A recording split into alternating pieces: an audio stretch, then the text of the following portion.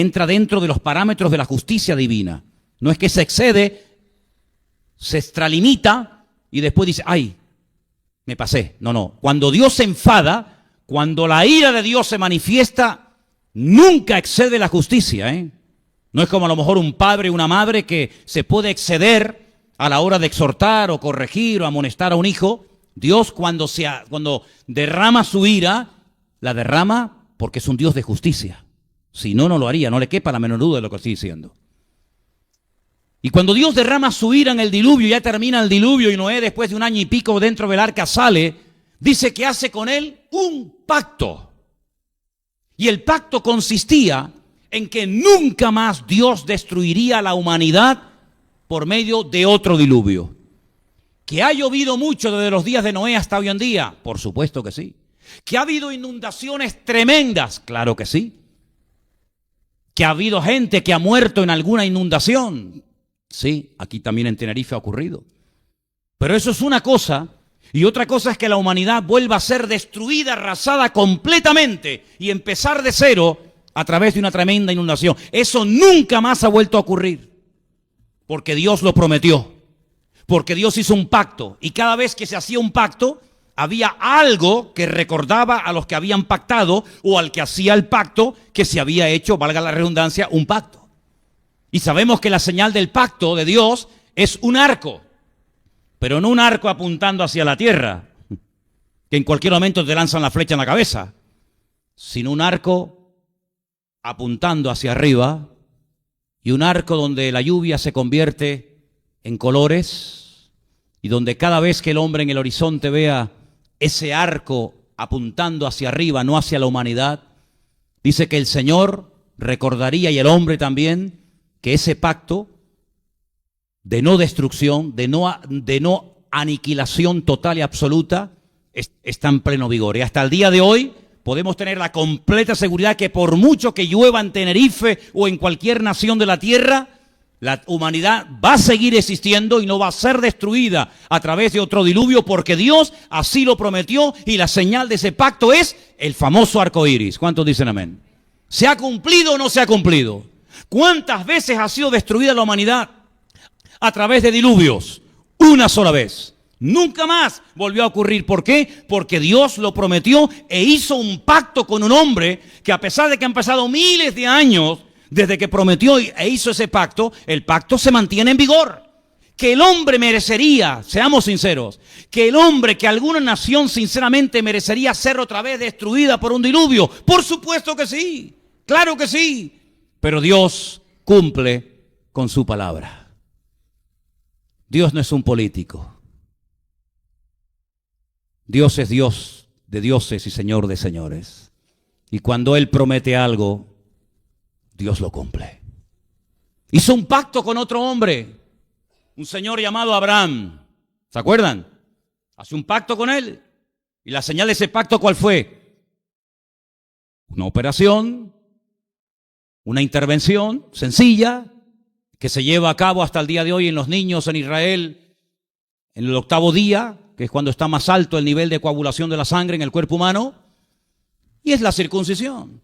Y el Señor hizo un pacto con Abraham y dijo: a través de tu descendencia yo guardaré mi pacto.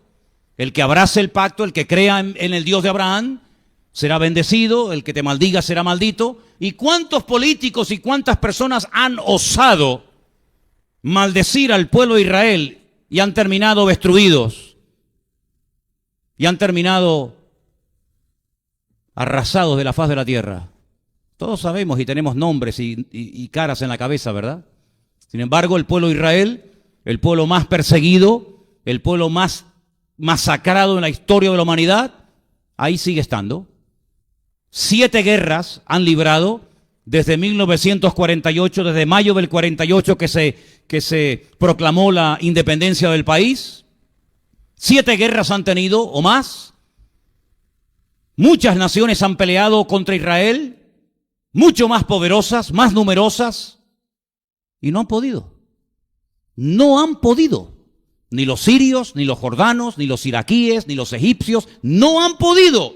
y lo intentan y vuelvan a intentarlo por tierra, por mar, por aire, por arriba, por abajo, de noche, de día. No hay manera. Es un pueblo indestructible. ¿Por qué? Porque Dios dijo, el que destruya a Israel demostrará que yo no existo o que yo soy un mentiroso. El que destruya a Israel demostrará que la Biblia es mentira. Por eso el diablo está empeñado en destruir y en destruir y en atacar por aquí y por allá. Y no hay manera, porque Dios hizo un pacto con un hombre y le prometió que su descendencia sería bendita y a través de su descendencia todas las naciones de la tierra serían bendecidas a través de Cristo. ¿Cuántos dicen amén? Más claro agua. A veces hacían pactos entre personas, no entre Dios y un hombre, sino entre hombres y hombres, entre personas. Por ejemplo, tenemos el ejemplo de David.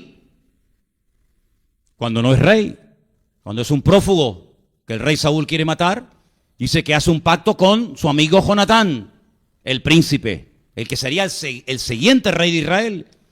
Jonatán reconoce que él no va a ser rey, porque Dios ya ha declarado quién va a ser y quién no va a ser rey. Por lo tanto, él lo que hace es un pacto con su amigo David. Se quita su escudo, su talabarte, su flecha, su arco, todo, y se lo da a su amigo David. Y David se quita sus ropas de pastor y se las da a su amigo Jonatán. Y hacen un pacto de no agresión.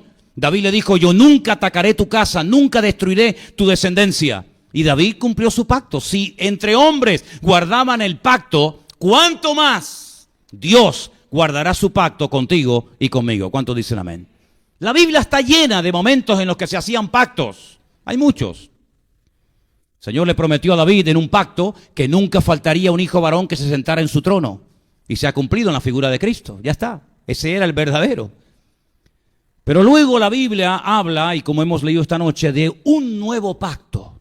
Un pacto que no se hizo en el tiempo del profeta Jeremías. Un pacto que se haría en el futuro lejano y distante.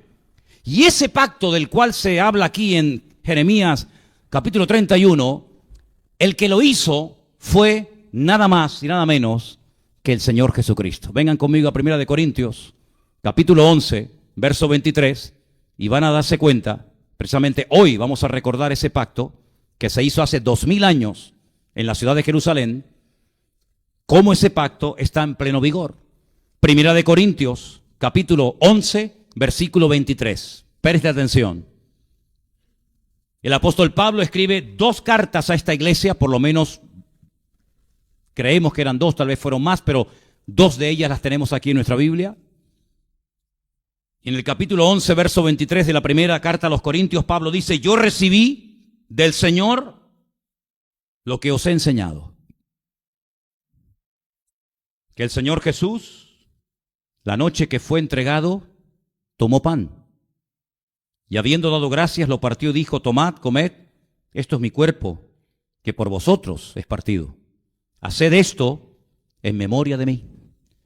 Asimismo, tomó también la copa después de haber cenado, diciendo, esta copa es el, dígalo fuerte, nuevo pacto. Pacto que está profetizado en Jeremías 31. Aquí está el cumplimiento. Esta copa es el nuevo pacto en mi sangre. Ay, amigo, tiene que haber derramamiento de sangre, la sangre del Señor. Haced esto todas las veces que la bebiereis en memoria de mí. Así pues, todas las veces que comiereis de este pan y bebas de esta copa, la muerte del Señor anunciáis hasta que Él venga de nuevo. Esa noche, allí en la ciudad de Jerusalén, alrededor de aquella mesa, con sus discípulos, Él dice, presten atención, porque esa noche se estaba celebrando una fiesta que se llama la fiesta de Pesaj, o la fiesta de la Pascua. Una fiesta muy importante. Es la primera fiesta importante ordenada por el Señor en el calendario religioso. Hay 3 fiestas a las cuales era obligatorio subir a Jerusalén a celebrarlas. Pesaj, que era la Pascua, en el mes de Abib, en la primavera. 50 días más tarde, la fiesta de Shavuot, o de las semanas, o Pentecostés, como la gente la suele conocer. Y la última fiesta que cerraba el año religioso. Después había otras pequeñas fiestas menores, pero las 3 importantes eran estas, la fiesta de Sukkot, o la fiesta de los tabernáculos.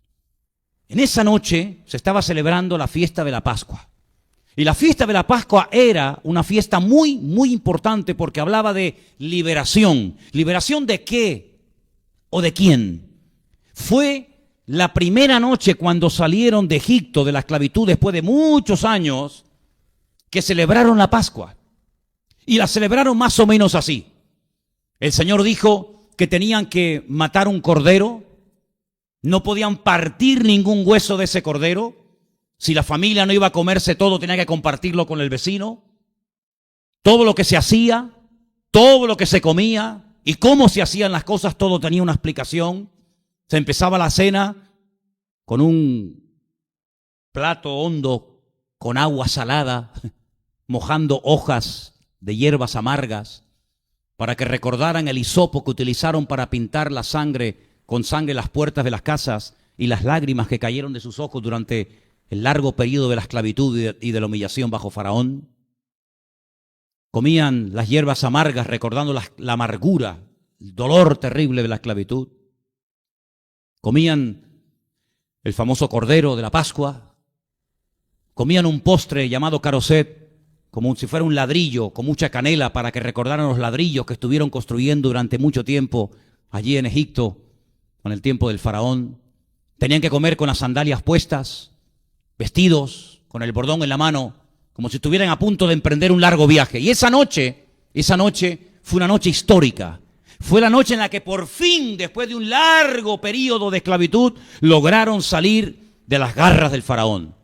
Durante más de un año era una plaga detrás de otra, la de sangre, la de ranas, la de piojos, la de la úlcera, ¿verdad? Un montón de plagas que fueron humillando y desmantelando y avergonzando todas las divinidades en las que creían los egipcios.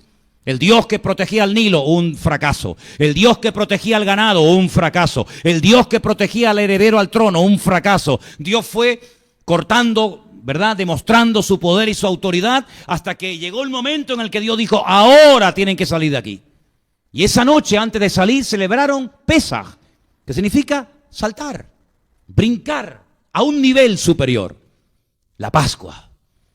Y el Señor Jesucristo, tiempo después, se reúne con sus discípulos en la noche de la Pascua y les dice: así como hasta ahora se ha recordado y se ha festejado la liberación de la esclavitud de Egipto, por eso cogían el pan y lo partían y decían: este es el pan de aflicción que comieron nuestros antepasados en Egipto, comed de él, y se repartía. Así como se bebían 4 copas de vino y en cada copa se decía Kiddush, una bendición acerca de las promesas que Dios había dado al pueblo, de liberación, de bendición, de libertad, de prosperidad, etcétera. Esa noche el Señor toma la copa y no dice las mismas palabras, la misma fórmula que durante generaciones había dado, sino que cambia la fórmula y dice: esta copa representa el nuevo pacto en mi sangre. No es un pacto representado por una operación como la circuncisión hecha en el varón. No es un pacto, digamos, que se puede ver en el filamento a través del arco iris. Es un pacto de sangre, pero no la sangre de un cordero, no la sangre de un animal inocente, sino mi propia y mi misma sangre. La sangre preciosa y poderosa de Jesucristo. Hay empresas que se dedican a imprimir y a traducir la Biblia. Y recientemente ha comprado el que inventó la Biblia satánica los derechos de la nueva versión internacional. Sé que hay algunos cristianos que tienen la famosa Biblia NBI, la famosa nueva versión internacional. La famosa iglesia satánica de 55,000 miembros en Los Ángeles, California, donde Antoine Lavey fue el sacerdote satánico que inventó la Biblia, exactamente, pero con todo cambiado, dándole honra y gloria al diablo, pues fue o son los que han comprado los derechos de la nueva versión internacional. Por eso no les sorprenda que en las últimas ediciones han comenzado a quitar la palabra sangre. Porque el diablo teme algo, y es la sangre, el poder de la sangre de Jesucristo. La Biblia dice que esa noche el ángel destructor pasó por las calles de Egipto, y lo que impidió que entrara y matara a los primogénitos, da igual si eran egipcios o eran judíos o eran animales, da igual. Lo que frenaba, lo que impedía que ese ángel de la muerte entrara y causara daño y dolor y muerte, era la sangre de un animal pintada en la puerta, en los postes y en el dintel de la casa. Y cuando veía esa marca se paraba y tenía que irse, porque la sangre tiene poder.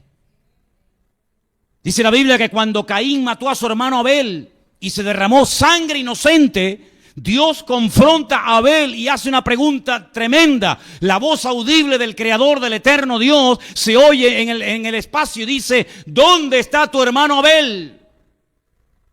Y su hermano le desafía a Dios diciéndole: ¿y yo qué sé dónde está mi hermano Abel? ¿Soy yo acaso guarda de mi hermano? Y el Señor le responde y le da una palabra tremenda que aún se oye en el mundo espiritual. La voz, escuche bien esto, la voz de la sangre, ¿sí? La voz de la sangre de tu hermano Abel llega a mi presencia. La voz de la sangre, sí. Como también dice la Biblia, y no es una mala interpretación, que vieron el sonido del shofar. ¿Será que oyeron? No, vieron el sonido del shofar. Es que el mundo espiritual es diferente al natural. Ellos no oían, ellos veían el sonido del shofar. Y por eso Dios no dice que olió, sino que oía la voz que emite la sangre inocente cuando se derrama y cae a tierra, como la voz de los mártires en la presencia del Señor, que dice que murieron decapitados por causa del testimonio de Jesucristo, y dice que clamaban por venganza y por justicia divina. Y allí se decreta algo que Dios, con el tema de la sangre, hermano, guarda particular respeto y reverencia. Y por eso ahora ustedes pueden entender cómo es posible que a un tremendo varón de Dios, un hombre que el Señor le cambia el nombre de Jacob a Israel, un hombre que ve ángeles, un hombre que conoce a Dios de una forma tremenda, fue engañado a través de sangre de un animal inocente, que derramaron la sangre de ese animal, mancharon las túnicas de su hijo José y lo logran engañar durante más de 20 años, haciéndole creer que José está muerto. ¿Y cómo es posible que ese hombre perdiera la visión, la sensibilidad espiritual? Porque fue engañado con un elemento que Dios respeta, y es la sangre. Por eso en el mundo de la brujería, de la hechicería, de umbanda, quimbanda, candomblé y todas estas artes diabólicas y satánicas, se derrama sangre. Pero la única sangre poderosa que hace temblar al diablo es la sangre de Jesucristo, el Hijo de Dios. Alabado sea el Señor. ¡Aleluya! Y esa sangre nos ha perdonado y nos cubre y nos protege cada día. Apláudale fuerte al Señor, hermano. ¡Aleluya! Amén. Amén, amén, amén.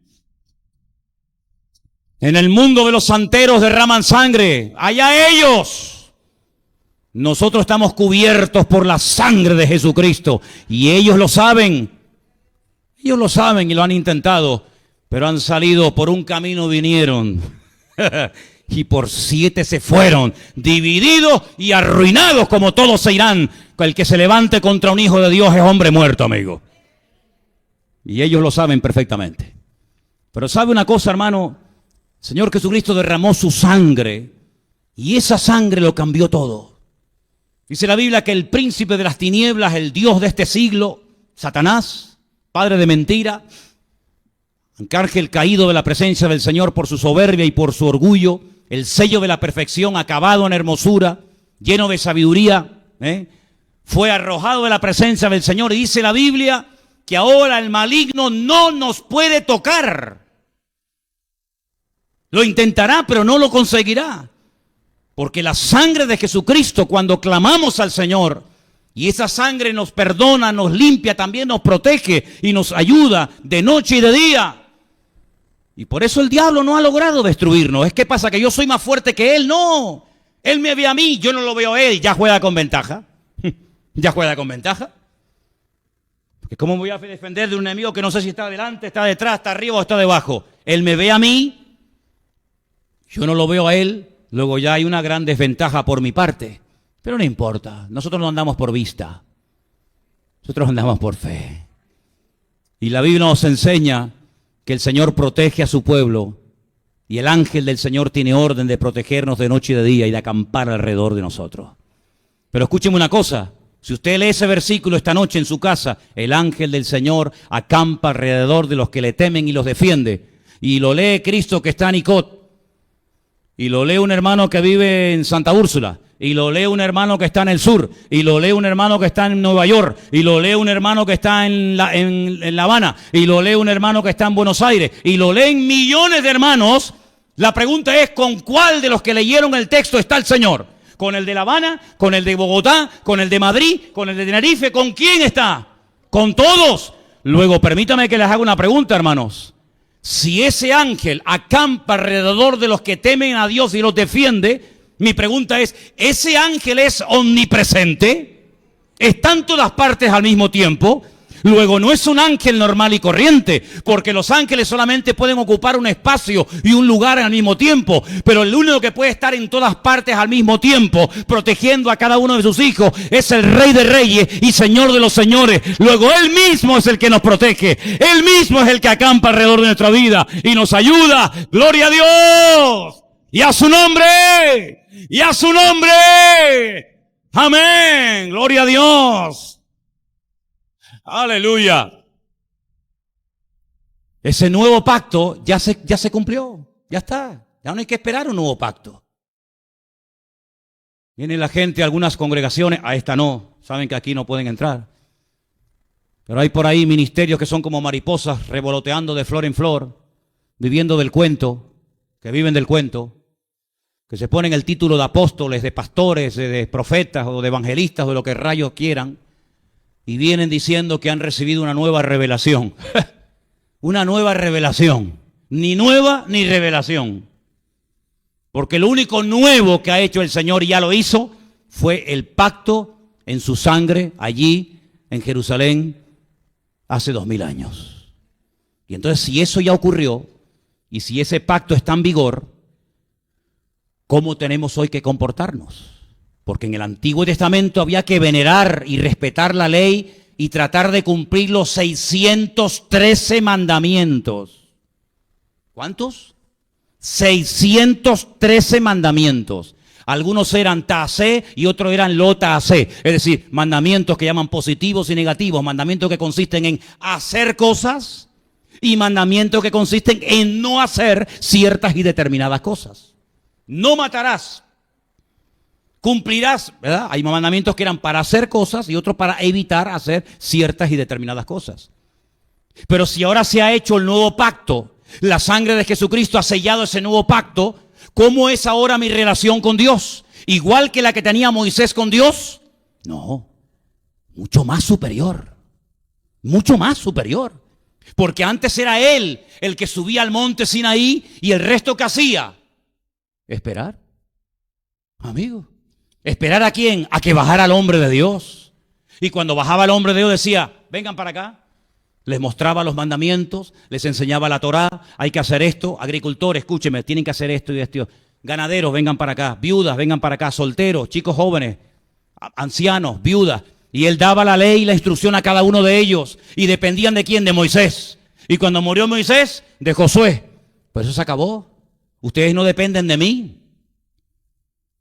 Porque ahora en el corazón de cada uno de los hijos de Dios mora el Espíritu Santo de Dios. Y una cosa es el respeto, una cosa es el sometimiento, y otra cosa es que usted crea que yo soy el único que recibe revelación y palabra de Dios, y que usted tiene que venir a mí hasta para decirme de qué color tiene que pintar la habitación de la niña. Bueno, miren, fíjate qué serio era esto, que una vez un señor perdió unas burras. Claro, no había GPS. No había esos programas que hay para seguir lo que se... ¿No? ¿Y qué hacemos? Vete al profeta. Hasta para buscar unas burras había que ir al profeta. ¿Se acuerdan la historia, sí o no? Profeta Samuel, allí va Saúl para que le diga dónde están las burras. Pero hoy en día el Señor dice, venid a mí. Vengan a mí los trabajados y cargados, que yo os haré descansar. Y aprended de mí. Ya de paso aprended de mí, que soy manso y humilde de corazón. Así que, hermanos, estamos en unos tiempos diferentes. Tenemos no una relación a nivel nacional. ¿Qué más quisiera yo? ¿Qué más me gustaría a mí que España tuviera una relación nacional con Dios? Que estos cuatro que se están todo el día tirando los trastos a la cabeza fueran mañana a un culto de oración junto con el rey, y dijeran proclamación de ayuno y oración y de búsqueda sincera de parte de Dios durante 15 días. Oye, sería tremendo, ¿eh? Todo se arreglaría. ¿Te imaginas el rey? ¡Pum! Tirado al suelo. El de la coleta, tirado al suelo. El pijo, al suelo. El otro que no sabe hablar, al suelo. Todos al suelo ahí, todos. Dios mío, perdónanos, ayúdanos, danos sabiduría. No sabemos cómo levantar España. No sabemos cómo parar la corrupción. No sabemos cómo darle trabajo al pueblo. Señor, no sabemos cómo parar estos desastres. Señor, haría milagros tremendos. Así, los haría así, pero no quieren. No quieren, es el ciego tratando de guiar al ciego. ¿Qué te parece? Pero ¿saben qué? Ahora nuestra relación es individual, personal. Yo puedo orar por usted, pero usted también tiene que orar. Usted puede orar por un hermano. De hecho, yo muchas veces lo he dicho, hay gente que está en pie y no han muerto y no han caído, porque hay gente que está orando por ti, pero no porque tú seas muy espiritual, que digamos. Hay gente que no son nada espiritual, pero hay una madre, hay un padre, hay una abuela, hay un pastor, hay unos amigos, hay unos hermanos que lo están apuntalando en oración, pero deja de orar por ellos, hacen así, ¡pum!, y se derrumban, porque no tienen raíz, no tienen consistencia, no tienen relación personal con Dios. Están mantenidos, pero la Biblia nos enseña que somos nosotros los responsables de tener una relación individual y personal con nuestro Dios. Y ahora nuestra relación es directa con el Señor. Y ahora nuestra actitud debe ser la siguiente, y les voy a dar ahora una revelación no nueva. Cualquiera dice revelación nueva con todo lo que acabo de decir. Sino les voy a mostrar algo tremendo que descubrí hoy. ¿Cuántos lo quieren? Vengan el próximo domingo y se lo enseño. No. Salmo 2, versículo 12. Estamos hablando de la importancia en este nuevo tiempo de tener y desarrollar una relación íntima con el Señor. Salmo 2, versículo 12. Dice así, honrad al Hijo. Bueno, ahí en su Biblia aparece Hijo en mayúscula, es igual. En hebreo no existen palabras en mayúscula y en minúscula, eso es simplemente algo que pusieron. Igual de credibilidad tiene haber puesto hijo con mayúscula o con minúscula, no tiene nada que ver. Pero bueno, honrad ¿a quién? Al Hijo, para que no se enoje, y perezcáis en el camino, pues se inflama de pronto su ira. ¿La ira de quién? ¿Del Hijo? Bienaventurados todos los que en Él confían. Yo pido por favor que lean conmigo en alta voz ese versículo, que para eso se lo hemos puesto en la pantalla. Léalo fuerte conmigo. Honrad al Hijo para que no se enoje y perezcáis en el camino, pues se inflama de pronto su ira. Bienaventurados todos los que en Él confían. ¿Cuántos dicen amén? Yo me cogí mi libro de Salmos en hebreo esta mañana. Tengo varios, ¿no? Pero hay uno que lo tengo en inglés hebreo, otro lo tengo en español hebreo, otro lo tengo solamente en hebreo, y resulta que aparece la palabra bar. Hay dos formas de decir hijo. Ben, David ben Yosef, David hijo de José.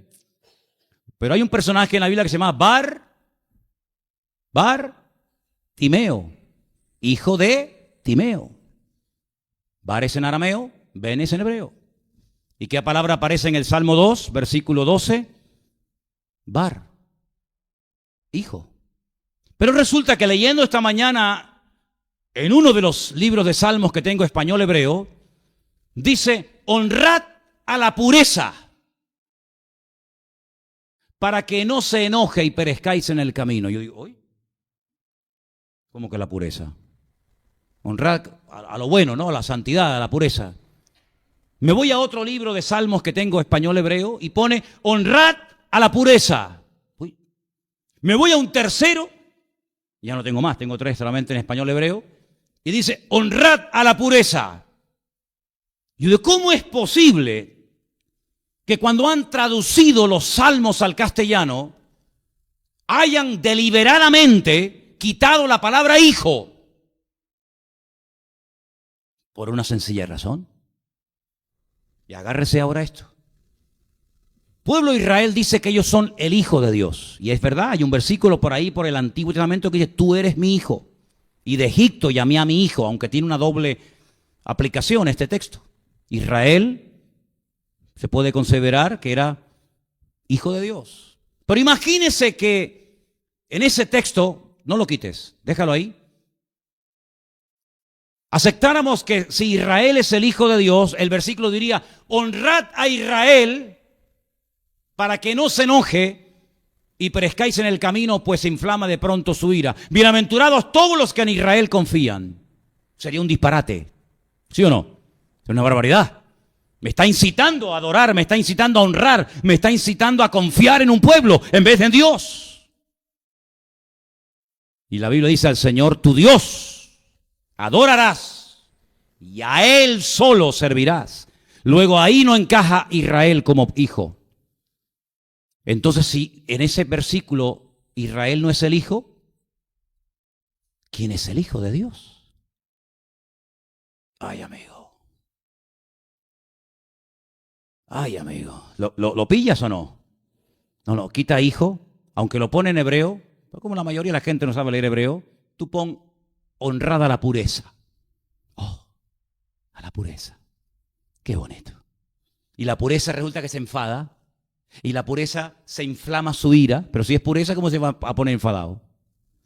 Con tal de no reconocer que Dios tiene un hijo que se llama Yeshua HaMashiach, o Señor Jesucristo, según lo prefieres, y que hay que honrarlo, hay que respetarlo, hay que amarlo, hay que obedecerlo y hay que servirlo, con tal de no reconocer eso, pues se ha llegado a extremos donde en versiones, que se las puedo demostrar cuando ustedes quieran, no aparece la palabra hijo, sino la sustituyen por la palabra pureza. Pero nosotros no vamos a quitar ni a poner nada de la Biblia, sino que nosotros tenemos bien claro que adoramos a nuestro Dios, adoramos al Señor, porque adorar al Señor Jesucristo y reconocerlo como nuestra autoridad y como nuestra cabeza y como nuestro Señor es adorar y honrar a Dios, porque el que no tiene al Hijo, dice la Biblia, tampoco tiene al Padre.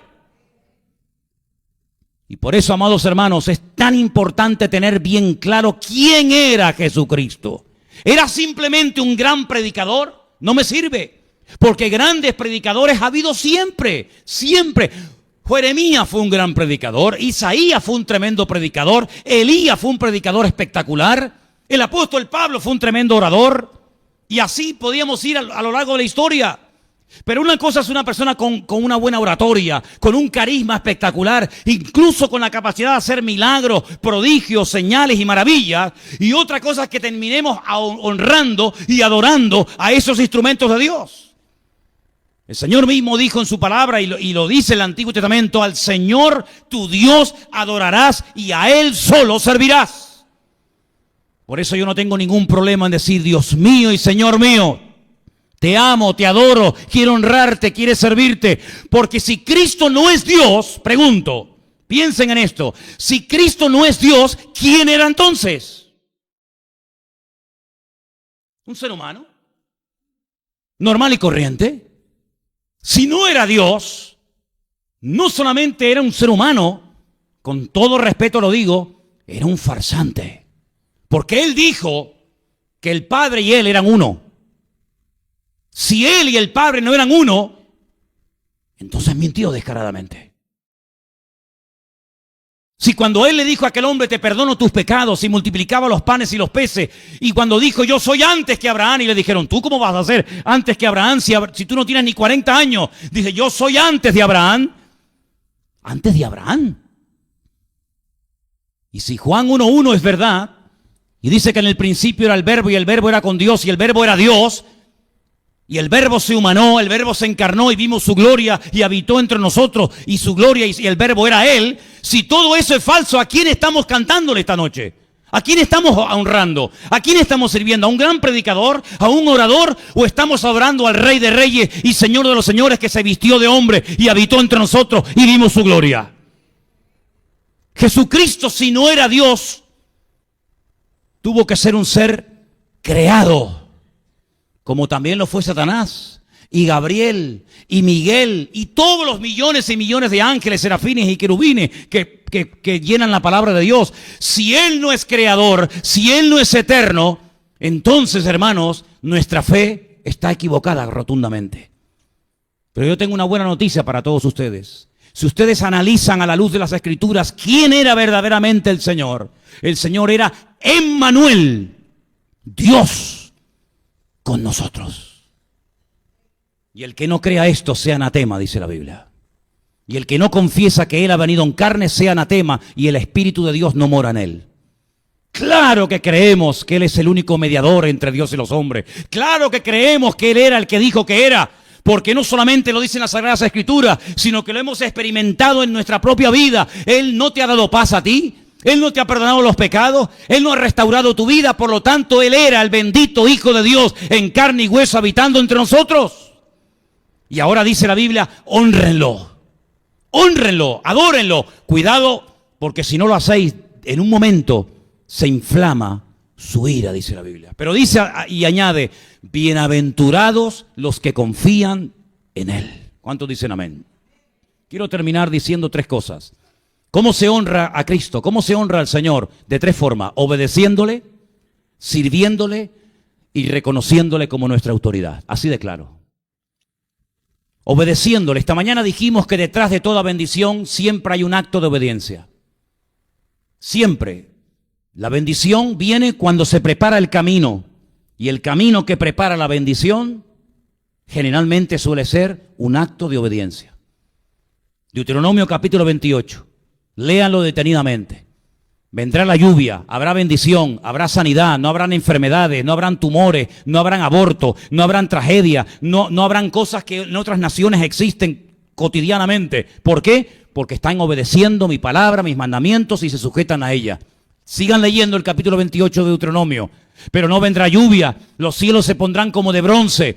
Por un camino ustedes irán contra el enemigo, huirán por 7. En vez de ser cabeza, serán cola. En vez de estar arriba, estarán abajo. Una desgracia tras desgracia como consecuencia de la desobediencia. Así que si quieres honrar al Señor, si te interesa el tema, si vas en serio con el Señor, tú sabrás. Si vas en serio con el Señor, lo primero que tienes que hacer es obedecer al Señor.